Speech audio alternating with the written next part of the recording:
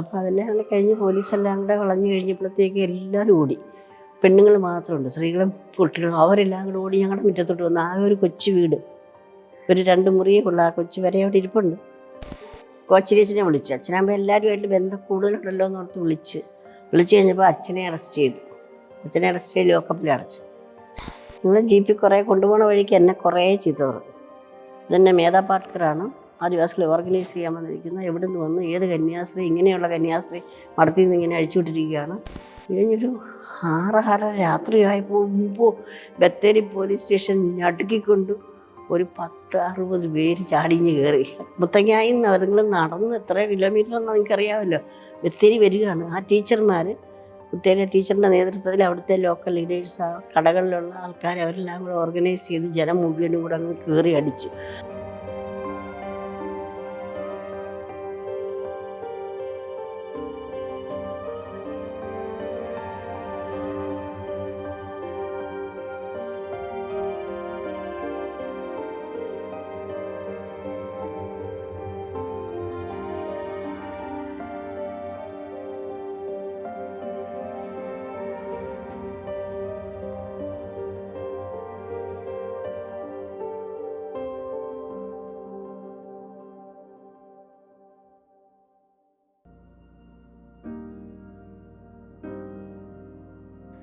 രാഷ്ട്രീയക്കാർ തമ്മിൽ എപ്പോഴും വഴക്കുണ്ടല്ലോ. ഇടതും വലതും തമ്മിൽ ഭയങ്കര അടിയാണ് എപ്പോഴും. പൂത്തറ തന്നെയാണ് ഇടതും വലതുങ്ങളുടെ അടിയിലെ സംഘർഷം ഉണ്ടായപ്പം വലതിൻ്റെ അവിടുത്തെ വലിയ മുതലാളിയുടെ ഒരു മകൻ മരിച്ചില്ല, ചവിട്ട് കൊണ്ട് വീണ് കഴിഞ്ഞപ്പോഴത്തേക്ക് അതിനെ എടുത്തോണ്ട് പോയി. പക്ഷേ രാത്രിയായി മരിക്കുകയും ചെയ്തു. ഈ ലോറൻസൊക്കെ ജയിലിൽ പോയ സംഭവം അതാണ്. ആ ചെറുക്കനെ ചവിട്ടി മോബ് ഇതുകൊണ്ടാണ് മരിച്ചത്. മരിച്ചു കഴിഞ്ഞപ്പോഴത്തേക്ക് എന്നെ അടുത്ത് സകലമാന ആണുങ്ങളും എടുത്ത് ഓടിക്കളഞ്ഞു. കുറേ പേര് കടലിൽ ചാടി. പോലീസ് മുഴുവൻ വളഞ്ഞു. ഒത്തിരി പട്ടാളങ്ങളും വലിയ മുതലാളിയുടെയും പഞ്ചായത്തിൻ്റെ വലിയ ആളുടെയും മകനാണ് മരിച്ചത്. അപ്പോൾ അതെല്ലാം അങ്ങനെ കഴിഞ്ഞ് പോലീസെല്ലാം കൂടെ കളഞ്ഞു കഴിഞ്ഞപ്പോഴത്തേക്ക് എല്ലാവരും ഓടി. പെണ്ണുങ്ങൾ മാത്രമുണ്ട്, സ്ത്രീകളും കുട്ടികളും അവരെല്ലാം കൂടെ ഓടി ഞങ്ങളുടെ മുറ്റത്തോട്ട് വന്ന്. ആകെ ഒരു കൊച്ചു വീട്, ഒരു 2 മുറിയേ ഉള്ളൂ. ആ കൊച്ചു വരെ അവിടെ ഇരിപ്പുണ്ട്. എന്നിട്ട് വന്നേച്ചും ചാടി ഞങ്ങളുടെ പെരയ്ക്കകത്ത് കയറി. ഞങ്ങൾ 4 പുറത്തിറങ്ങി, ഇവരകത്തുമായി. നിങ്ങൾ കഥ അടച്ചു കഴിഞ്ഞപ്പോൾ എല്ലാം കൂടെ വന്ന് ബഹളം ഉണ്ടാക്കി. അകത്തിരിക്കുന്ന പെണ്ണുങ്ങളെല്ലാം ഇറക്കി വിടണം, ഞങ്ങൾക്ക് വേണം, അതൊക്കെ പറഞ്ഞു. അങ്ങനെ തരാനൊന്നും പറ്റുകയില്ലെന്ന് പറഞ്ഞു. നിങ്ങൾക്ക് വേണമെങ്കിൽ ഞങ്ങൾ പോലീസിനെ വിളിച്ചുകൊണ്ട് പോവാം, വനിതാ പോലീസ് വന്ന് അറസ്റ്റ് എന്നൊക്കെ നമുക്ക് പറയാമായിരുന്നു. ഇപ്പം വനിതാ പോലീസിൻ്റെ കാര്യമൊന്നും പറഞ്ഞ് നടക്കത്തില്ല, വേറെയില്ലേ. വനിതാ പോലീസ് വന്ന് അറസ്റ്റ് ചെയ്ത് കൊണ്ടുപോയിക്കോട്ടെ, വിളിച്ചോണ്ട് വരാൻ പറഞ്ഞു. പക്ഷേ ഇവരെ നിങ്ങൾക്ക് വിട്ടു തരികയെന്ന് തോന്നുന്നു. സ്ത്രീകളെ 35 സ്ത്രീകളകത്ത്, 35 സ്ത്രീകളും കുഞ്ഞുങ്ങളും അകത്ത്. അത് കഴിഞ്ഞേച്ച് പോലീസ് വന്നു, ഇൻസ്പെക്ടർ വന്നു. ഇൻസ്പെക്ടർ പഠിച്ചാൽ ഞങ്ങൾ പറഞ്ഞ് അകത്ത് കയറി നോക്കും, ഒറ്റ ആണുങ്ങൾ അതിൻ്റെ അകത്തില്ല. ആണുങ്ങളുണ്ടെങ്കിൽ കൊണ്ടുപോക്കോ, പക്ഷേ സ്ത്രീകളെ അങ്ങനെ കൊണ്ടുപോകാൻ പറ്റത്തില്ല. വേണമെങ്കിൽ നിങ്ങൾ അറസ്റ്റ് ചെയ്ത് പേരെഴുതി രജിസ്റ്റർ ചെയ്ത് നിങ്ങൾ കൊണ്ടുപോയെന്നുള്ള തെളിവ് ഞങ്ങൾക്ക് തന്നിട്ട് സ്ത്രീകൾ വന്ന് അറസ്റ്റ് ചെയ്തോളാം. പക്ഷെ അവർ ഒന്നുമില്ല, നോക്കിയില്ല, അവർ പോയി.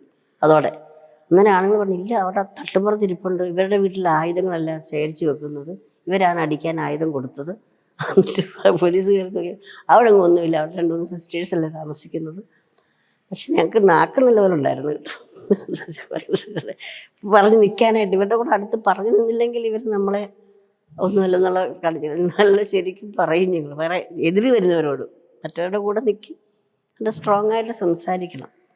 അത് അവരങ്ങ് പോയില്ലേ. സ്ത്രീകളെല്ലാം അതിൻ്റെ അകത്തിരിക്കുക. ഏതാണ് ഞങ്ങൾക്കുണ്ടായിരുന്ന അരിയിട്ട് കഞ്ഞി വെക്കുകയോ കൊടുക്കുകയോ തുണി ഇങ്ങനെ അതിലെല്ലാം അവിടെ കിടന്നു. 35 പേര് 2 മുറിക്കകത്തായിട്ട് കിടന്നു, കംപ്ലീറ്റ് നിലത്ത് കിടന്ന് ഉറങ്ങിയില്ല. അവിടെ ഒരു ദിവസം പകലും കിടന്നു. പിറ്റേ ദിവസം ആയപ്പോഴത്തേക്ക് സന്ധ്യയായപ്പോൾ അയലോക്കത്തുനിന്ന് ഒരു സ്ത്രീ, അതായാലും അവരുടെ ഗ്രൂപ്പിൽ പെട്ടതാണെന്ന് തോന്നുന്നു, വന്നേച്ച് ഞങ്ങൾ അതിനാണ് ഇവർ ഒത്തിരി ബന്ധപ്പെട്ടതാണ് അങ്ങോട്ടും ഇങ്ങോട്ടും. സ്ത്രീ വന്നേച്ച് പറഞ്ഞ, സിസ്റ്റേഴ്സ് ഒരു കാര്യം ചെയ്യണം, ഈ രാത്രിയിൽ ഈ മനുഷ്യരെല്ലാം ഇവിടുന്ന് മാറ്റിയില്ലെങ്കിൽ നാളെ ചെറുക്കൻ്റെ ശവടക്ക് കഴിഞ്ഞാൽ ജനം മുഴുവൻ ഇങ്ങോട്ട് വന്നു കഴിഞ്ഞാൽ ഇവരെ പിടിച്ച് വലിച്ച് സിസ്റ്റേഴ്സിനെയും കൂടെ അവർ ശരിയാക്കും. അതുപോലെ അവർ ചെറുക്കൻ മരിച്ചു പോയില്ലേ, മരിക്കുന്നതിന് മുമ്പ് ഇവരെല്ലാം ഓടിയത് പോലീസ് വന്നപ്പോൾ. ഇനി ഇവിടെ നടക്കാൻ പോകണം എന്നാന്ന് ആർക്കും അറിയത്തില്ല, അവരിനി നിൽക്കത്തില്ല എന്ന് പറഞ്ഞു. അപ്പം ഞങ്ങൾ അവിടെ ഉണ്ടായിരുന്ന ഓരോ തോർത്തോ ഏതാണ്ടൊക്കെ കൊടുത്ത് എല്ലാത്തിനെയും കൂടെ അവിടെ കിടന്ന് വള്ളത്തിലും ഒക്കെ ആയിട്ട് കായൽ കടത്തി വിട്ടു. ആ കായൽ വന്ന് കായൽ കടത്തി ഉന്തിത്തള്ളി എല്ലാത്തിനെയും വിട്ട് 4 വശത്തും അവർ ഓടിപ്പോയി. ഇവിടൊക്കെയാണ് പോയി അവർക്കറിയാം സ്വന്തക്കാരെ എല്ലാം കൂടെ. രാത്രി പിറ്റേ ദിവസം 4 മണിയായപ്പം 3 മണി പകൽ അടക്ക് കഴിഞ്ഞു. അടക്ക് കഴിഞ്ഞപ്പോൾ ആ സ്ത്രീ പറഞ്ഞതുപോലെ തന്നെ ജനം മുഴുവനും ഞങ്ങളുടെ മുറ്റത്ത് വന്നേച്ചും ഞങ്ങൾക്ക് പെണ്ണുങ്ങളെ വേണമെങ്കിൽ കയറി നോക്കിക്കോളാൻ പറ്റില്ല. അവർ നോക്കി വേറെ ഓർമ്മയില്ല. ഇതൊക്കെ എന്നതാ, ഇതൊക്കെ സിസ്റ്റേഴ്സാണോ പുലികളാണോ തമിഴ് പുലികളാണോ എന്നൊക്കെ പറഞ്ഞ് കുറേ ചീത്തയും പറഞ്ഞ് എനിക്ക് കന്യാസികളെന്ന് പറഞ്ഞ് ഇവിടെ വന്ന് താമസിക്കുന്നത് മാർക്സിസ്റ്റ് പാർട്ടിയുടെ ആൾക്കാരാണ്, പാർട്ടിക്കാരൻ മാർക്സിസ്റ്റ് ഗുണ്ടകളാണ്, തമിഴ് പുലികളാണ് ഇവിടെ താമസിക്കുന്നത്. കുറേയെല്ലാം പറഞ്ഞേച്ചും അവിടെ കിടന്ന കുറേ കല്ലെല്ലാം വലിച്ച് ഞങ്ങളുടെ പെരയിൽ വിരിഞ്ഞേച്ചും പോയി. അപ്പോൾ അതങ്ങനെ പോയാൽ തീർന്നു. ഒരാഴ്ച കഴിഞ്ഞാൽ വീണ്ടും എല്ലാം കൂടെ ഒരു സന്ദേശം പറയുക, നിങ്ങളിവിടെ നിന്ന് ഇറങ്ങിത്തരണം, നിങ്ങളിവിടെ ഇനി താമസിപ്പിക്കാൻ പറ്റിയില്ലെന്ന് പറഞ്ഞു. പറഞ്ഞു ഞങ്ങളുടെ വീടാണ്, നിങ്ങളെങ്ങനെ ഇറക്കാൻ പറ്റുമെന്ന് ചോദിച്ചു. ചുണയുണ്ട ഇറക്കാൻ പറഞ്ഞു. അപ്പം 1-2 പേര് കല്ലെടുത്തെറിയാൻ. ഞങ്ങളുടെ ഒരു സിസ്റ്റർ, പ്രായമുള്ള സിസ്റ്ററുണ്ട്, നിങ്ങൾ എറിയേ എറിയുന്ന കാണണല്ലോ എന്ന് പറഞ്ഞു. കല്ലൊക്കെ താഴെ പോയി ഇട്ട് കളഞ്ഞു. നമ്മൾ പേടിച്ച് വല്ലതും പറഞ്ഞു കഴിഞ്ഞാൽ പിന്നെ തീരും എന്ന് അവരവരുടെ പോയി. ഒന്നും പറഞ്ഞില്ല. അന്നേരം കുറേ വഴക്കെല്ലാം പറഞ്ഞും പോയി. ഒക്കെ കന്യാസ്ത്രീകളാന്ന് ഞങ്ങളാരും സമ്മതിച്ചിരുന്നില്ലെന്ന് പറഞ്ഞു. വേണ്ടാന്ന് പറഞ്ഞു, നിങ്ങളുടെ സമ്മതത്തിനല്ലേ ഞങ്ങൾ താമസിക്കുന്നത്. അങ്ങനെ ഞങ്ങൾ വന്നിച്ച് അത് കഴിഞ്ഞപ്പം അവർക്ക് ഞങ്ങളെ കിട്ടാൻ വന്നിട്ട് ഞങ്ങൾ നോക്കുമ്പോൾ ഈ അടുത്തുള്ള വീട്ടിൽ വലയും വള്ളമൊക്കെ തീ വെച്ച് ഒരു പെൺകൊച്ചിനെ 8 പേര് കൂടി റേപ്പ് ചെയ്തു. ഭയങ്കര ബഹളങ്ങളാണ്. ഞങ്ങൾ മാത്രമേ ആ നാട്ടിലുള്ളൂന്ന് ഓർക്കണം, ആ സ്ഥലത്ത് താമസിക്കുക. ബാക്കി എല്ലാവരും സ്ഥലം, സ്ത്രീകളെല്ലാം പല വഴിക്ക് പോയി, ആണുങ്ങളെല്ലാം ഒളിച്ചോടിയെല്ലാം പോയി. കുറേ പേര് കേസെടുത്തു. ലോറൻസ്, പീറ്റർ, ശശി, ബായി, ഇവർ 4 പേരെയാണ് പിടിച്ചുകൊണ്ട് പോയി ജയിലിലാക്കിയത്. ലോറൻസും പീറ്ററും സ്ഥലത്തിലായിരുന്നു അവർ, ആ സംഭവ സ്ഥലത്തില്ല. ലോറൻസൊക്കെ ചെറിയെങ്കിലും മകളെ ഈ ബഹളം നടന്നപ്പോഴത്തേക്ക് കൊച്ചിനെ സ്കൂളിൽ നിന്ന് കൊണ്ടുവരാൻ പോയതാണ് ലോറൻസ് സ്പോട്ടിലില്ല. പ്ലാൻ ചെയ്യാൻ സഹായിച്ചത് ലോറൻസ്. ഇങ്ങനെയൊക്കെയാണ് ലോറൻസ് പറഞ്ഞില്ലേ ഇതൊക്കെ. അപ്പോൾ ആ രീതിയിലാണ് കേസ് പോയി. ലോറൻസിന് എപ്പോഴും വിഷമം. ഞങ്ങൾ ജയിലിൽ പോകുമായിരുന്നു ഇതൊക്കെ കാണാൻ. ഒത്തിരി ജ്വല്ലൻസിന് എഴുത്തൊക്കെ ഒത്തിരി എൻ്റെ കയ്യിൽ ഇരിപ്പുണ്ട്. ജ്വല്ലൻസ് ജയിലിൽ നിന്ന് എഴുതുന്ന എഴുത്തൊക്കെ. പിന്നെ പറയുമ്പോൾ ഇപ്പോഴും കരയും ലോറൻസ് ഇങ്ങനെയായിരിക്കുന്നത്. ഒത്തിരി നാൾ കിടന്നു. 12 ജീവപര്യന്തരം തടവിന് ശിക്ഷിച്ചു. ഇത് കൊച്ചരിയച്ചനിടപെട്ടാണ് സുപ്രീം കോടതിയിൽ നിന്ന് മേടിച്ചതൊക്കെ. അപ്പം അങ്ങനത്തെ ഒരു ചരിത്രം അതവിടെ. ഇങ്ങനെ പല വഴികളാണ്. 30 കൊല്ലത്തെ ചരിത്രങ്ങളല്ലേ ആയിരുന്നുള്ളൂ. അപ്പോൾ അതിങ്ങനെ പോയി. അത് കഴിയുമ്പോഴത്തേക്ക് പിന്നെ ഞങ്ങൾ സമരങ്ങളൊക്കെ ഇങ്ങനെ രീതിയിൽ പോവുക. എല്ലാ കൊല്ലവും സമരമായിട്ട് ഇറങ്ങും. പൂത്തറയൊക്കെ തമ്മിൽ എപ്പോഴും വഴക്കുണ്ട്. ആളുകൾ തമ്മിലുള്ള അടിയും വഴക്കുണ്ട്. അപ്പോൾ ഈ വഴക്കൊക്കെ വരുമ്പോഴത്തേക്ക് അവർ ചോദിക്കത്തില്ല കാരണം എന്നാ, വഴക്കിൻ്റെ കാരണം എന്നാന്നൊന്നും അറിയുന്നില്ല. എൻ്റെ അനിയനഴേക്ക് എൻ്റെ സ്വന്തക്കാരൻ എൻ്റെ മാമനെ അടിച്ച് ഓടാ കല്ല് പെറുക്കിടാന്ന് പറഞ്ഞ് എറിയും, കല്ല് പൊടിക്കില്ല. പെണ്ണുങ്ങളെല്ലാം കല്ല് പെറുക്കി കൊടുക്കും. ഈ ട്യൂബൊക്കെ പൊട്ടിച്ച് അതും കൊണ്ട് വരും, കുപ്പി പൊട്ടിച്ച് കൊടുക്കും. പെണ്ണുങ്ങൾ നിന്നു അങ്ങനെ അടിച്ചെല്ലാം കഴിയുമ്പോൾ അവർ കാര്യം തിരക്കുന്നത് പോലും എന്തായിരുന്നു സംഭവം എന്നുള്ളത്. നിൻ്റെ ചിറ്റപ്പനൊക്കെ കിടക്കണം, നിൻ്റെ മാമനൊക്കെ കിടന്ന് അവിടെ അടി വെക്കുന്നുണ്ടെന്ന് പറഞ്ഞാൽ എല്ലാവരും ഒന്ന് ഇറങ്ങുക. അങ്ങനെ ബ്ലഡ് അന്നൊക്കെ ആദ്യം ഒരു അടി കണ്ട് ബ്ലഡ് കണ്ട് ഞാൻ തലകറങ്ങി വീണായിരുന്നു. പിന്നെ അവസാനം ചെന്ന് ഞാൻ പിടിക്കുകയൊക്കെ ചെയ്തു. ലോറൻസിനെയൊക്കെ ഞാൻ എത്ര പേരെ പിടിച്ചു നിർത്തിയിട്ടുണ്ടെന്നറിയാം. ഞാൻ പിടിച്ചവർ പോകത്തില്ലായിരുന്നു. അങ്ങനെ ഒരു ഇതുണ്ടായിരുന്നു. അവരോടൊക്കെ ലോറൻസ് വേണ്ട നിൽക്കാൻ പറഞ്ഞ് അവിടെ നിൽക്കുമായിരുന്നു. ഞാൻ ചെന്ന് ആണുങ്ങളെയൊക്കെ കൈക്ക് പിടിച്ചോടെ നിർത്തുമായിരുന്നു. കുഴപ്പമില്ലായിരുന്നു. അവരൊക്കെ ഒത്തിരി അവരോട് ഇടപെട്ട് അങ്ങനെയൊക്കെ വരുമായിരുന്നു. പിന്നെ ഞാൻ അവരുടെ ഇടയ്ക്ക് കിടന്ന് നിൽക്കുമായിരുന്നു. അങ്ങനെയൊക്കെ വരുമായിരുന്നു. അപ്പോൾ അങ്ങനെ ഒരു വഴക്ക് നടന്നു കഴിഞ്ഞപ്പോഴത്തേക്കും ഈ 5 പൂത്തറ അതൊരു വലിയ വഴക്കായിട്ട് തീർന്നു കഴിഞ്ഞ് പിള്ളേർ തമ്മിൽ, പിള്ളേരെ സ്കൂളിലോട്ട് വരണ്ടേ, 5 വരണ്ടേ, പിള്ളേരെ വിടാറായി. ഭയങ്കരമായി. അവസാനം ഒരു വഴക്ക് നടന്നപ്പം പോലീസ് വരികയും ഒരു വെടിവെപ്പ് നടന്നു. പോലീസ് വന്ന് വെടിവെച്ചു. പൂത്തറയിലൊരു മനുഷ്യൻ മരിക്കുന്നതാണ്. മരിച്ചു കഴിഞ്ഞപ്പോഴത്തേക്ക് അന്നത്തെ വികാരിയച്ഛന് അത് കൈകാര്യം ചെയ്യാൻ ഇവർ പോയായിരുന്നല്ലോ. പോയി കഴിഞ്ഞപ്പോഴത്തേക്ക് വിചാരിച്ചൻ ടോം ഇടയ്ക്കൊക്കെ വരുമായിരുന്നു. വിചാരിച്ചനും കോച്ചിരിയച്ഛനെ വിളിച്ചു. അച്ഛനാകുമ്പോൾ എല്ലാവരുമായിട്ട് ബന്ധം കൂടുതലുണ്ടല്ലോ എന്ന് ഓർത്ത് വിളിച്ചു കഴിഞ്ഞപ്പോൾ അച്ഛനെ അറസ്റ്റ് ചെയ്തു. ലോക്കപ്പിൽ അടച്ചു.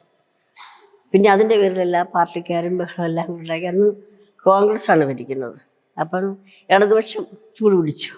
നമുക്കിപ്പം ഈ മത്സ്യത്തൊഴിലാളി എഴുതുന്ന സ്വതന്ത്ര മത്സ്യത്തൊഴിലാളി ഫെഡറേഷനാണ്, എപ്പോഴും പ്രതിപക്ഷമാണ്. അപ്പം ഈ ആര് ഭരിക്കുന്നു എന്നുള്ളത് നമുക്ക് നോട്ടമില്ല. അപ്പം അന്ന് ഭരിച്ചിരുന്നത് കോൺഗ്രസ്സാണ്. അപ്പം ഞങ്ങളിപ്പോൾ സമരം ചെയ്യുന്നതെല്ലാം കോൺഗ്രസ്സിനെതിരായിട്ടാണ് വരുന്നത്. അങ്ങനെ വന്നു കഴിഞ്ഞപ്പം ബിഷപ്പിനൊക്കെ ഭയങ്കര വിഷയമായി. കോൺഗ്രസ്സുകാർക്കെതിരായിട്ട് സമരം ചെയ്യുന്നതല്ലേ. അപ്പം ഞങ്ങളെ എല്ലാവരും കമ്മ്യൂണിസ്റ്റായി. ഞങ്ങൾ കമ്മ്യൂണിസ്റ്റ് മാർക്സിസ്റ്റ് സിസ്റ്റേഴ്സ് എന്ന പേരായി. അച്ഛനും കമ്മ്യൂണിസ്റ്റായി. പിന്നെ മാർക്സിസ്റ്റുകാർ അച്ഛനെ ഇത് ചെയ്തിക്കൊണ്ട് ഇതിലെല്ലാം കൊണ്ടുനടന്ന് പോയെന്നറിയത്തില്ല. ഒത്തിരി അതിന് വേണ്ടി ഒത്തിരി അച്ഛനങ്ങ് പോയി. പക്ഷേ അവരതിൻ്റെ പേര് കോർണർ മീറ്റിങ്ങൊക്കെ നടത്തി അതിനെ മുതലെടുത്തു. അങ്ങനെ പാർട്ടിക്ക് എന്തെങ്കിലും കിട്ടിയാൽ മതിയല്ലോ. അങ്ങനെ അന്നൊക്കെ തൊഴിലാളികളുടെ കൂടെ നിന്നത് ഇടതുപക്ഷമാണെന്ന് പറയേണ്ടി ഉണ്ടായിരുന്നു. ഇപ്പം കണക്കാ. ബാക്കി രാഷ്ട്രീയത്തിലേക്ക് കിടക്കുന്നില്ല. ഇപ്പം എല്ലാം ശരിയാണ്. കോൺഗ്രസും കണക്കാ, പാർട്ടിക്കാരുടെ എല്ലാം തന്നെയാണ്. ഇന്നിപ്പം കുറച്ച് നമ്മുടെ VS ഒക്കെ ഉണ്ടായിരുന്നപ്പോഴും അങ്ങനെയൊക്കെയുള്ള കുറച്ച് ഇതിനു വേണ്ടി നിൽക്കുന്നവരുണ്ടായിരുന്നില്ല. അപ്പം അങ്ങനെയൊക്കെയുള്ള മനുഷ്യരുടെ നമുക്കൊത്തിരി ഇതിലേക്ക് വരുമായിരുന്നു, സപ്പോർട്ട് ചെയ്തുകൊണ്ടിരുന്നതാണ് ഞങ്ങളെ ഒത്തിരി. മനുഷ്യത്തൊഴിലാളി ഇഷ്യൂസിനൊക്കെ ഒത്തിരി സപ്പോർട്ട് ചെയ്തുകൊണ്ടിരുന്നത്. അപ്പം നമ്മളാരാ ഇഷ്യൂസാണ് നമുക്ക് ഏറ്റവും പ്രധാനം, പാർട്ടിയല്ല.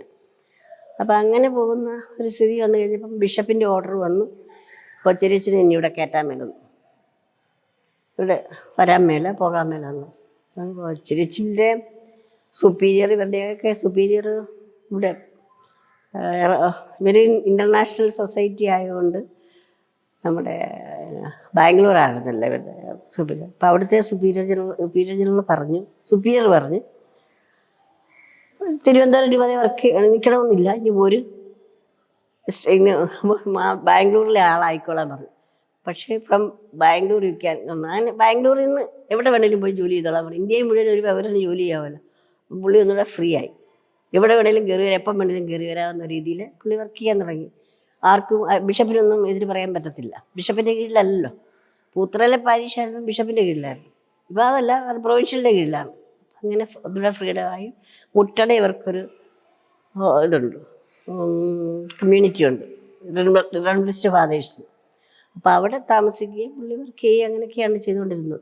അപ്പോൾ അതൊരു വേറൊരു വിങ്ങാണ് അച്ഛന്മാരുടെ സിസ്റ്റേഴ്സിനുള്ളത്.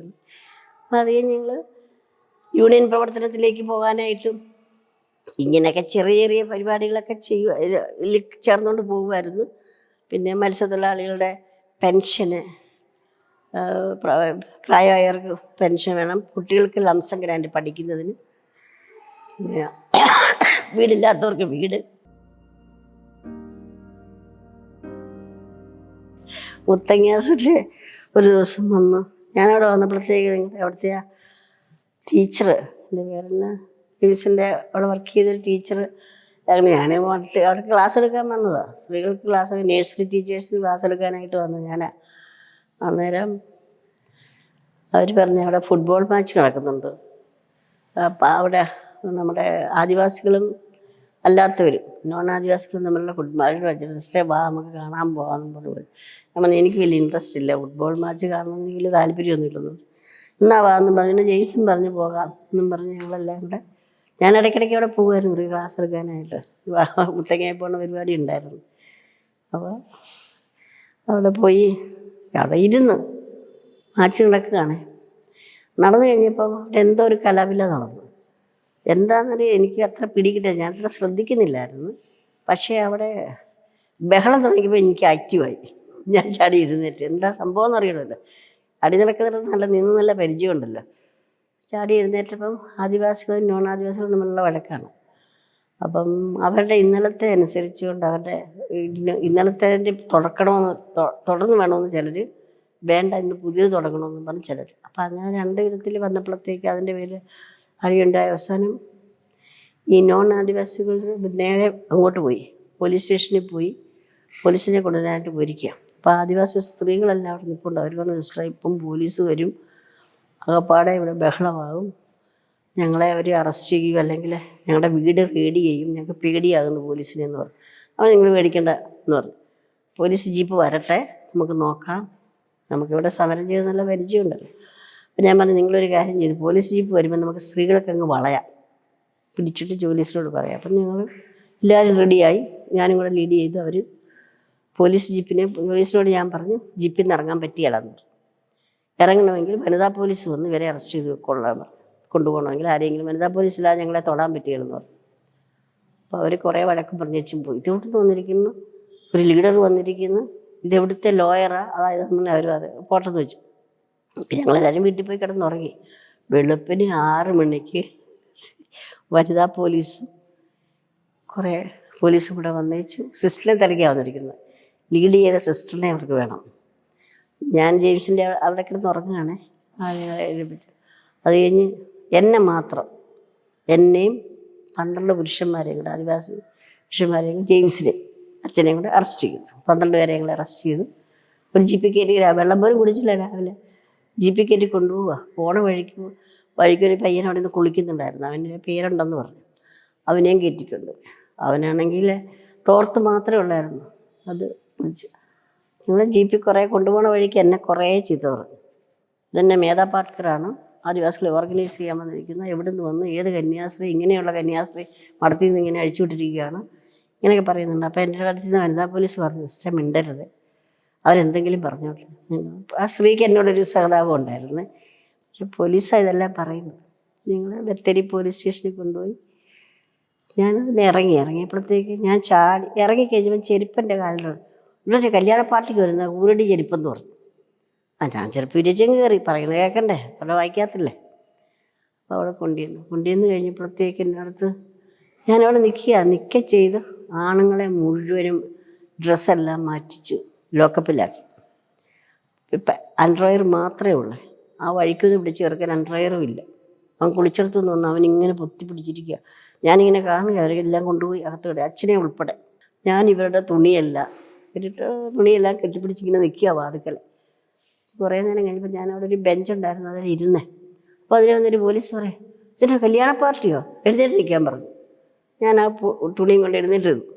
അപ്പം വേറൊരു പോലീസ് വന്നു പറഞ്ഞു, നിൽക്കണമെന്നില്ല, അവിടെ ഇരിക്കാവുന്നതാണ്, ബെഞ്ചുണ്ടെന്ന്. ഞാൻ അവിടെ ഇരുന്നു. അപ്പം വേറെ അടുത്ത് വന്നിട്ട് പറഞ്ഞില്ല, വേറെ എഴുന്നേറ്റ് നിൽക്കെന്തിനാ, ഇരിക്കാൻ വന്നതാണ്, നിൽക്കാൻ പറഞ്ഞു. ഈ ഒരു കെട്ട് തുണി എൻ്റെ കയ്യിലുണ്ട്, ഞാൻ എഴുന്നേറ്റിരുന്നു. അപ്പോൾ വേറെ ഇരിക്കാൻ, ഞാൻ നിങ്ങൾ പറയുമ്പോഴേ ഇരിക്കാനും നിൽക്കാനുമില്ല, ഞാനവിടെ നിന്നോളാമെന്ന് പറഞ്ഞു. ഒരാൾ വന്നിട്ട് നിൽക്കാൻ പറയും, ഒരാൾ ഇരിക്കാൻ പറയും. ഞാൻ ഇങ്ങനെ ഇരിക്കുന്നില്ല എന്ന് പറഞ്ഞു. കരിയനെ ഞാൻ വല്ലതൊക്കെ പറയും. എന്നിട്ട് ഞാനിങ്ങനെ പറഞ്ഞു. അത് കഴിഞ്ഞപ്പം ഭയങ്കരമായിട്ട് ദാഹിക്കുന്നുണ്ടായിരുന്നു. ഞാൻ ഇച്ചിരി വെള്ളം ചോദിച്ചു. വെള്ളം തന്നു കഴിഞ്ഞപ്പോൾ എനിക്ക് മനസ്സിലായത് ആ ടോയ്ലറ്റിലെ വെള്ളം എടുത്തു തന്നത്. ബാത്റൂമിൽ അടുത്തൊരു ബാത്റൂം അവിടെ കോരി തന്നു. ഞാൻ കുടിച്ചറിയായിരുന്നു. ആ വെള്ളം കൂടെ ഞാൻ കുടിച്ചു. പിന്നെ ഉച്ച ഒരു 3 മണിയായപ്പോഴത്തേക്ക് മുത്തങ്ങയായ ഒരു ഹോട്ടൽ ഉടമസ്ഥനുണ്ടായിരുന്നു. ജെയിംസിന് അറിയാം ആരാന്നൊക്കെ ഉള്ളത്. അങ്ങേര് ഓടി വന്നു വെച്ചാൽ എന്നോട്, സിസ്റ്ററെ ആണുങ്ങൾ ലോക്കപ്പിൽ കിടക്കട്ടെ, കുഴപ്പമില്ല, പക്ഷേ സിസ്റ്ററിനെ ഇവിടെ രാത്രിയിൽ ഈ ബത്തേരി പോലീസ് സ്റ്റേഷനിൽ ഇങ്ങനെ വരാതെ നിർത്തിച്ചുമ്പോൾ, അന്ന് ഞാൻ ചെറുപ്പക്കൂടാണ്, ഇപ്പം പ്രായമൊന്നും ഒരു കാര്യമല്ലെന്ന് എനിക്കറിയാം, എങ്കിലും അന്നേരം ഇങ്ങനെ പ്രത്യേകിച്ചും പോകുന്നൊരു ബുദ്ധിമുട്ടാണ്, സിസ്റ്റർ ഒന്ന് ചെന്ന് ക്ഷമ ചോദിച്ചാൽ മതി, അയാൾ വിട്ടോളൂ. ഞാൻ ക്ഷമ ചോദിക്കുന്ന പരിപാടിയില്ല. ഞാൻ തെറ്റ് ചെയ്തവരല്ലേ ക്ഷമ ചോദിക്കണം. ഞാൻ ക്ഷമ ചോദിച്ചിട്ട് ആരും എന്നെ വിടണ്ട, ബാക്കി എല്ലാവരും ഇവിടെ കിടക്കുക, എനിക്ക് വേണ്ടി അങ്ങനെ ജാമ്യമൊന്നും തരണ്ടെന്ന് പറഞ്ഞു. വരുന്നത് വരട്ടെ, ഞാൻ ഫീസ് അഭികരിക്കാൻ തയ്യാറാന്ന് പറഞ്ഞു. ഞാനവിടെ നിന്നു. കഴിഞ്ഞൊരു 6:30 രാത്രിയായപ്പോൾ ബത്തേരി പോലീസ് സ്റ്റേഷൻ ഞടുക്കിക്കൊണ്ട് ഒരു 10-60 പേര് ചാടിഞ്ഞ് കയറി. മുത്തങ്ങായിൽ നിന്ന് അവർ നടന്ന് എത്ര കിലോമീറ്റർ എന്ന് എനിക്കറിയാമല്ലോ, ബത്തേരി വരികയാണ്. ആ ടീച്ചർമാർ, ബത്തേരി ടീച്ചറിൻ്റെ നേതൃത്വത്തിൽ അവിടുത്തെ ലോക്കൽ ലീഡേഴ്സ്, ആ കടകളിലുള്ള ആൾക്കാർ, അവരെല്ലാം കൂടെ ഓർഗനൈസ് ചെയ്ത് ജനം മുഴുവനും കൂടെ അങ്ങ് കയറി അടിച്ച് ഭയങ്കരം ബഹളം. ബത്തേരി പോലീസ് അങ്ങോട്ടും ഓടുന്നു ഇങ്ങോട്ടും ഓടുന്നു, ഭയങ്കര ബഹളമായി. അതിൻ്റെ വേറൊരു സംഭവം ഉണ്ടായിരുന്നു. എന്നെ ഒരു പോലീസ് ലീഡർ വന്നേച്ചും പറഞ്ഞു, സിസ്റ്ററിനെ ആണ്ടെ SI വിളിക്കുന്നു പറഞ്ഞു. ഞാൻ എന്നെ വിളിച്ചുകൊണ്ട് പോയി. SIയുടെ മുറി ഞാൻ കയറി കഴിഞ്ഞപ്പോഴത്തേക്ക് ഞാനങ്ങോട്ട് ചെന്ന് കയറുമ്പോഴത്തേക്ക് അതിൻ്റെ ഇവിടെ ഇരുന്ന ഓഫീസേഴ്സ് എല്ലാം അങ്ങ് മാറിക്കളഞ്ഞു. എല്ലാവരും ഭൂമിയിൽ നിന്ന് മാറി, അയാളും ഞാനും മാത്രം. അത് ബത്തേരി പുലി എന്നവരുടെ പേരെന്ന് തോന്നുന്നു. ബത്തേരി പുലിനോട് പോയിട്ട് കൊമ്പും വീശിയും വലിയൊരു മനുഷ്യൻ, ആന പോയി ഇങ്ങനെ ഇരിപ്പുണ്ട്. അത് കഴിഞ്ഞ് അവർക്ക് ഓർത്ത് എന്നെ വല്ലതും ചെയ്യുമായിരിക്കുമെന്ന് കേട്ടോ. അവരെന്നിട്ട് ജനലിൽ കൂടെ ഒളിഞ്ഞും പാത്ത് നോക്കുന്നുണ്ട്. ഞാനും അയാളും മാത്രം നിൽക്കുക. അയാൾ എന്നോട് ഓരോ ചോദ്യങ്ങൾ ചോദിച്ചാൽ അതെ ഇങ്ങനെയൊക്കെ പറഞ്ഞുകൊണ്ടിരുന്നു. അല്ല ഞാൻ എന്നെ പറയാൻ, അയാളുടെ സ്റ്റുപ്പിഡ് ചോദ്യങ്ങൾക്ക് ഞാൻ ഉത്തരം പറയാം. എന്നോട് ചോദിക്കുന്നു, ബത്തേരി ഇടയ്ക്കിടയ്ക്ക് വരാറുണ്ടോ, വന്നാൽ എവിടെയാണ് കിടക്കുന്നത്, അച്ഛൻ്റെ കൂടെയാണ് കിടക്കുന്നത്, ഇങ്ങനത്തെ വർത്താനങ്ങളാണ് ചോദിക്കുന്നത് അയാൾ. അച്ഛൻ ജെയിംസ് അച്ഛൻ്റെ കൂടെ അവിടെയാണ് കിടക്കുന്നത്. ഇതൊക്കെ അറിഞ്ഞിട്ട് അയക്കുന്ന കാര്യം അയാൾ ചോദിക്കുന്നത്. ഞാൻ അതിനൊന്നും മിണ്ടിയില്ല. ചിലതിന് മാത്രം ഞാൻ ഇതൊക്കെ പറയും. അവിടെ അനങ്ങാതെ നിന്ന് എനിക്കെന്തോ ഒരു വളരെ നല്ലൊരു അറ്റ് പീസായിരുന്നു. എനിക്കങ്ങനെ വലിയൊരു ഭയമൊന്നും തോന്നിയില്ല. തമ്പുരാൻ എന്തെങ്കിലും സഹായിക്കും, ഞാൻ ഉത്തരം പറയുമെന്നൊക്കെ ഓർത്ത് അവിടെ നിന്ന് വളരെ കൂളായിട്ട് നിന്നുകൊണ്ട് അയാൾ ചോദിക്കുന്നത് യെസ് ഓർ നോ മാത്രമേ ഉത്തരം പറയുന്നുള്ളൂ. ചർക്കിക്കാനും എടുക്കാനൊന്നും പോയി. കുറേ കഴിഞ്ഞപ്പോൾ അയാൾ പറയുക, ഇത് യേശുക്രിസ്തു ഉത്തരം പറഞ്ഞാൽ കൊണ്ടല്ലോ. പീലാത്തോസിനെ മുമ്പിച്ച യേശുക്രിസ്തുവിനെ കുരിശിച്ചോ ഇടുന്നതിന് മുമ്പേ വിധിക്കാൻ ചെന്നപ്പോൾ അതെ യേശുവിനെ പുള്ളി പറഞ്ഞിട്ടുള്ളൂ. അപ്പോൾ എനിക്ക് മനസ്സിലായി ഒരു കാത്തലിക്കാന്നുള്ളത്. അയാൾ പറഞ്ഞു എനിക്കിതൊന്നും ചെയ്യാൻ പറ്റത്തില്ല, ഈ മറ്റേ CIയുടെ ഓഫീസിലൂടെ എല്ലാം പറഞ്ഞു. ഞാൻ അവിടെ ചെന്നു. അയാൾ എന്നോടൊന്നും ചോദിച്ചില്ല. അയാളെ പറഞ്ഞ് തിരിച്ചു വിടുകയും ചെയ്തു. കഴിഞ്ഞ് പോന്നു.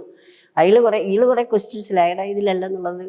അപ്പം ഞങ്ങൾക്ക് അറിയാം പീലാത്തോസിൻ്റെ അടുത്തുനിന്ന് മറ്റേതിൻ്റെ അടുത്തോട്ട് വിടുന്നതാണെങ്കിൽ രണ്ട് സ്ഥലത്ത് അങ്ങോട്ടും ഇങ്ങോട്ടും എന്നെ വിട്ട് തിരിച്ചു കൊണ്ടാക്കി. അപ്പോൾ ഒന്നും പറഞ്ഞില്ല. ഞാനിങ്ങനെയൊക്കെ പറഞ്ഞ് ഭയങ്കര ഇതായിട്ട് തോന്നി. ഞാൻ പേടിച്ച് വിറച്ചൊന്നും നിന്നില്ലല്ലോ, വിട്ട്. അത് കഴിഞ്ഞപ്പോഴാണ് ഈ മനുഷ്യരെല്ലാം കൂടെ കയറി വരുന്നത്. കയറി വന്നു കഴിഞ്ഞപ്പോൾ എല്ലാവർക്കും ഭയങ്കര വെപ്രാളം. ഓഫീസേഴ്സിനെല്ലാം അവർ വേഗം പേപ്പർ എടുക്കുന്നു. കയറെല്ലാം കൂടെ എല്ലാത്തിനും കൂടി ഇപ്പോൾ അറസ്റ്റ് ചെയ്യുമെന്ന് പറഞ്ഞ് ഇതിൽ കിടന്നുകൊണ്ട് ചാടി. അപ്പോൾ അവരെന്നെ അടുത്ത് കയറാൻ പറഞ്ഞില്ലേ, അവർ മുഴുവൻ ആൾക്കാരും കൂടെ അയാളെ ഓഫീസിൽ ബേശയ്ക്ക് ചുറ്റുമായി. ഉടനെ അയക്ക് പരവേശമായി. കയറാൻ പറഞ്ഞാൽ കയറുമെന്ന് അവർ ഓർത്തില്ല. ആദിവാസി മനുഷ്യരെല്ലാവരും കൂടെ അങ്ങ് കയറി. അത് കഴിഞ്ഞപ്പോൾ എല്ലാത്തിൻ്റെ ഏതാണ്ടൊക്കെ പേരും കുന്തമൊക്കെ എഴുതി 1 മണിക്കൂറിനകം എല്ലാവരും ജയിലിൽ കിടന്നവരെ എന്നെ എല്ലാം കൂടെ റിലീസ് ചെയ്ത് വിട്ടു. ഞങ്ങൾ ആടിപ്പാടി തിരിച്ചു വന്നു. ഒരു ദിവസം മുഴുവൻ അവിടെ കിടന്നേ ഉള്ളൂ. നല്ല രസം. പക്ഷേ മിക്ക കൊല്ലം എനിക്ക് പോകണമായിരുന്നു. 5 കൊല്ലം ഞാൻ കേസിന് പോകുമായിരുന്നു. പേര് വിളിക്കുമ്പോൾ ഇത് പറയാനായിരുന്നു. ഞങ്ങൾ നന്നായിട്ട് എൻജോയ് ചെയ്തു. ചെല്ലും, ജെയിംസിൻ്റെ അവിടെ ഒരു ദിവസം കിടക്കും, ടീച്ചർമാരും കാണും, അവരെല്ലാം കൂടെ കൂടും. ഞങ്ങൾ ജയിപ്പിൽ പോകും, അവിടെ പോകും, തിരിച്ചെല്ലാവരും കൂടെ ഒരു പിക്നിക്ക് പോലെ തിരിച്ചു വരും. അങ്ങനെ 5 വർഷം പോയി. പിന്നെ അവർ വെറുതെ വിട്ടു. ഇതെന്നെ കേസാണ്, അത്രയേ ഉള്ളൂ. ഒരു പോലീസിനെ അതിക്കുള്ളുണ്ട്. അങ്ങനെ മുത്തങ്ങേൻ്റെ ഇടയ്ക്കൊരു ഇത് നടത്തി, മറ്റേ സമരം നടത്തി. അതിൻ്റെ കൂട്ടത്തിൽ ഇതിൻ്റെ കൂട്ടത്തിലൊരു ഞാൻ പറയാം, ഞാൻ ക്ലാസ് എടുക്കാൻ പോയത് ഇതിൻ്റെ വെളിച്ചത്തിൽ ഇവിടെ എടുക്കുന്ന ടീച്ചേഴ്സിനുള്ള ക്ലാസ് പോലെ അവിടെ ഒന്ന് എടുക്കാനായിട്ട് പോയതാണ്. അപ്പം അങ്ങനെ വേറെ അനുഭവം ഉണ്ടോ എന്ന് ചോദിച്ചതിന് പറഞ്ഞതേ ഉള്ളൂ.